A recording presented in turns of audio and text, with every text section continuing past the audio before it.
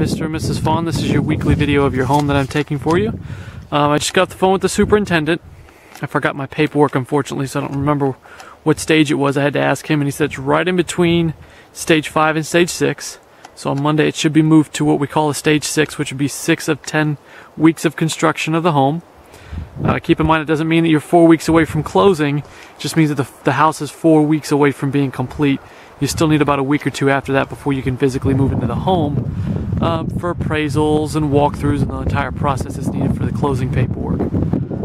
As you can see, the brick is up on your home, and when you get in, you'll be able to see that the drywall is actually up as well. Great time to be able to see the space in the rooms and everything else. The last video I sent, it was kind of hard because they didn't have the drywall up. They've got your front door on, they don't have a lock in yet. Blue wire hanging down is the wire that's used for your doorbell. So the electrical looks like it's been completed as well, or just about close to it.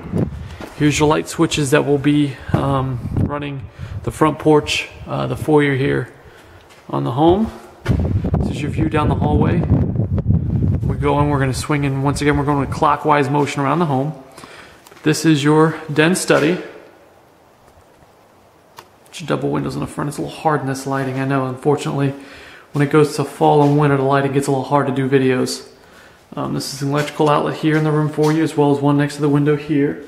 And there's one on the other side of the window. I'm going to turn around and try not to go too fast. There's the other one there. As you can see, they don't have any of the flooring in yet. They do have the drywall up. This is another electrical outlet there. Cable outlet. Electrical outlet, and your light switch will be right here on when you walk into the right of the room. Now, once again, to go over what I went over with you before, as you can see here, it has a writing on it. The drywall that we use on our ceiling is a high-strength ceiling board that is reinforced with fiberglass. It is used to prevent sagging or drooping in the ceiling. We use a conventional drywall on the wall because you really don't have to worry about that with your sidewalls, but your ceiling you do have to worry about that. And like I said, I believe we are the only builder. I haven't seen anyone else that actually does that. And I've walked into several other homes that are under construction. We're going to go our way back down the hallway. Here's your coat closet.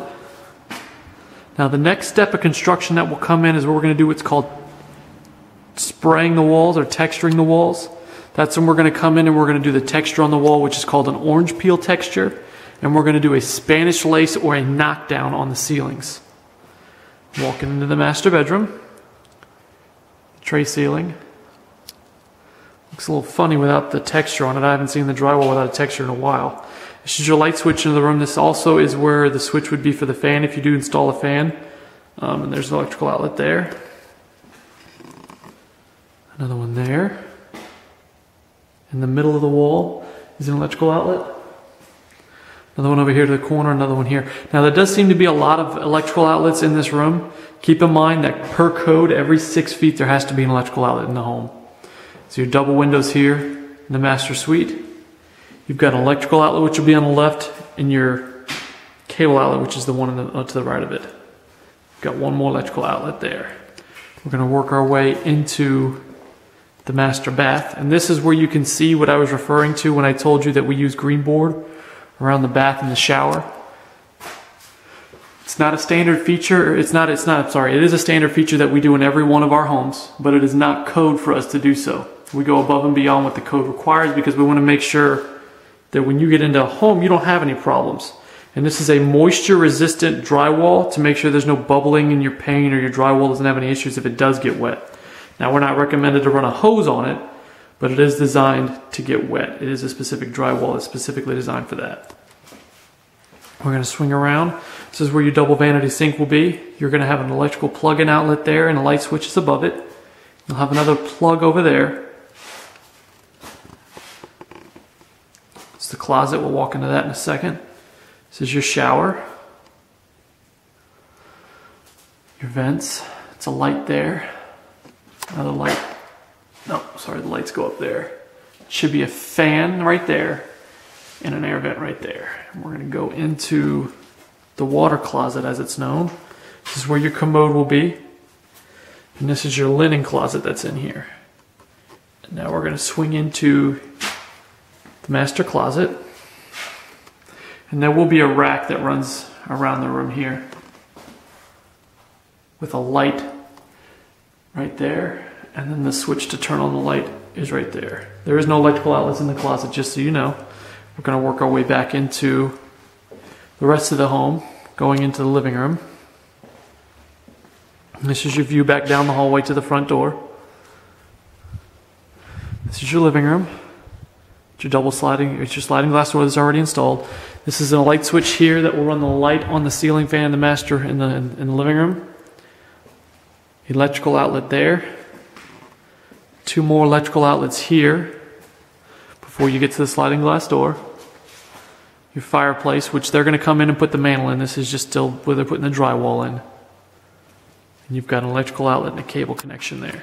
This is the view back into your kitchen. And there are your drywall arches that you have to separate or segregate between the kitchen and the dining room, which I think that's one of the best views you can have in this particular floor plan. I've seen it built where they do the double French doors, and it looks very nice, but in my opinion, I prefer it this way. It's just people's own personal preference. We're going to work our way into these 2 back rooms back here, in the back bedroom or back bathroom.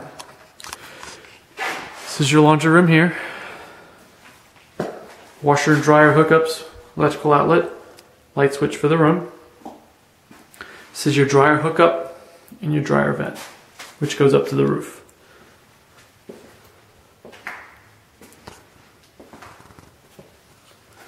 This is your linen closet for the back room. This is your back bathroom, where your commode will be, where your vanity will be, your shower, and then once again you can see that green board, the green drywall that's up there. That's your fan for this bathroom and your air conditioning vent. This is the back bedroom. Hang on a second, sorry guys, I have to turn my phone off, it's ringing. It's the light switch for this bedroom, electrical outlet, cable outlet, another electrical outlet, single window, another electrical outlet, one on this wall, another one here, and this is where the closet will be. And it will have the bifold doors, and there's your air conditioning vent there.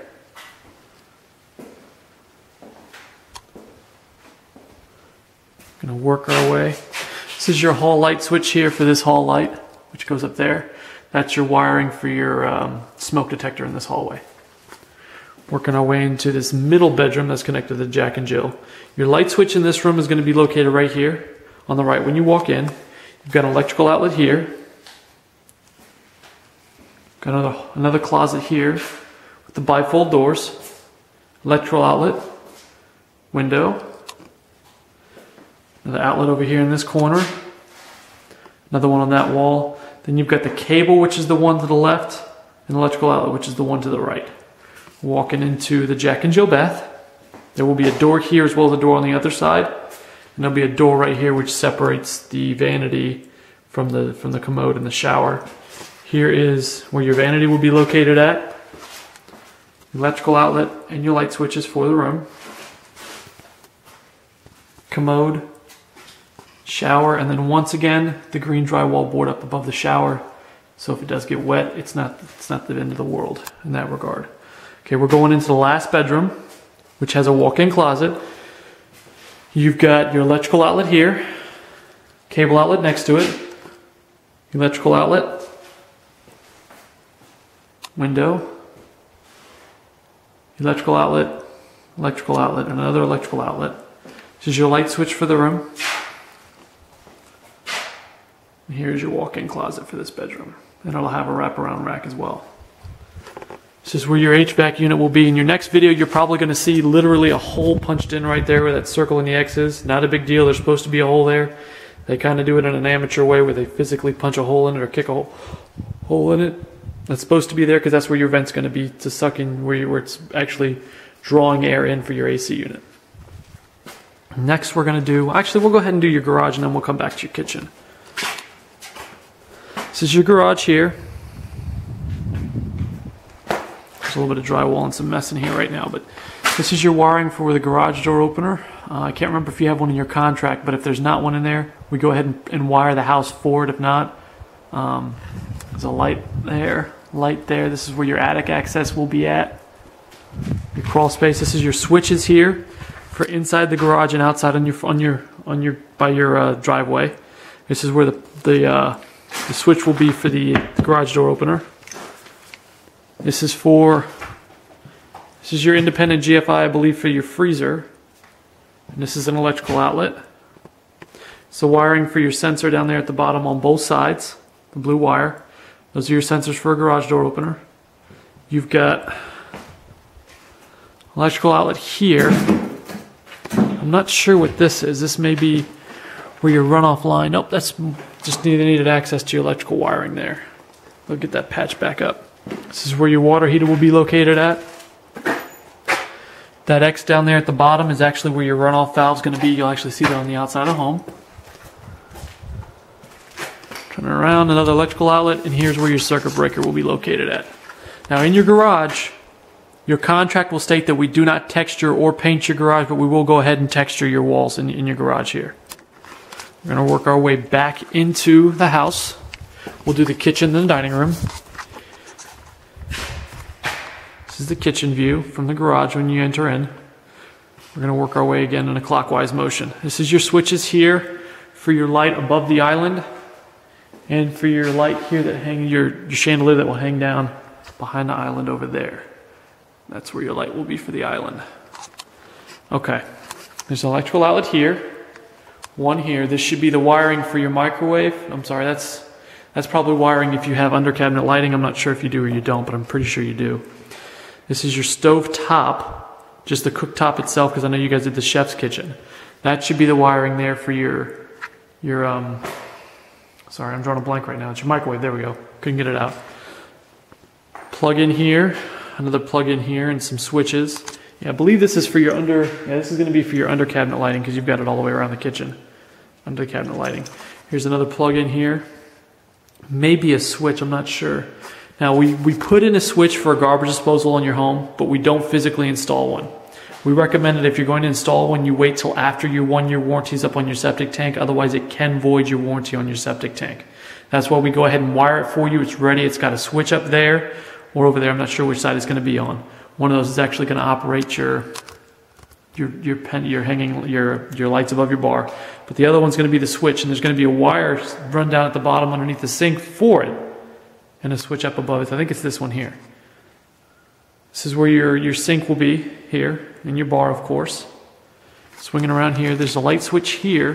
One of these light switches will operate the kitchen. The other two should operate the fan and the light in the ceiling fan. Then we've got what looks like a phone outlet here. Got an electrical outlet. We've got your under cabinet lighting. We've also got here, this is where your in-wall stove will be for your chef's kitchen option. I believe this is going to be where the switch is. I could be wrong for your under cabinet lighting. I'll have to get with the superintendent and find out exactly where it's going to be located at. And you've got an outlet there. You've got a switch here, which is for the light in your pantry here. We're going to work our way back into your dining room, once again with your archways and the plant ledge above.